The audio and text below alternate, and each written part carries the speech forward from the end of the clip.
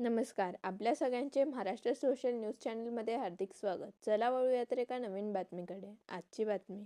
MIMचे प्रदेशाध्यक्ष इम्तियाज जलील यांनी महाराष्ट्राला हिरवं करू असं वक्तव्य केल्याने संपूर्ण राजकीय आणि सामाजिक क्षेत्रातून त्यांचा निषेध व्यक्त होत असताना धुळे शहराचे आमदार अनुप अग्रवाल यांनी इम्तियाज जलील यांचा समाचार घेतला आहे.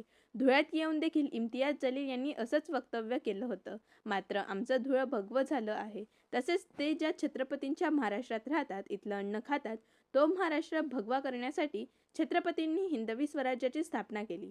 इम्तियाज जलील यांनी त्यांच्यात जेवढा जोर असेल तेवढा जोर लावावा आणि महाराष्ट्र हिरवं करून दाखवावं असे आवाहन आमदार अनुप अग्रवाल यांनी इम्तियाज जलील यांना केले आहे. छत्रपतींनी या महाराष्ट्रातलाच नव्हे तर या देशाला भगवा करण्यासाठी हिंदवी स्वराज्याची स्थापना केली.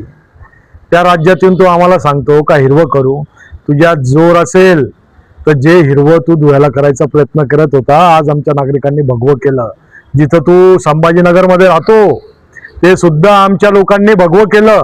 तू निवडून येऊ शकला नाही आणि तू काय भारताच्या गोष्टी करतो. तू आणि तुझा आका, तुमच्यात हिंमत असाल तर करून दाखवा, मग तुम्हाला आम्हीही बघू.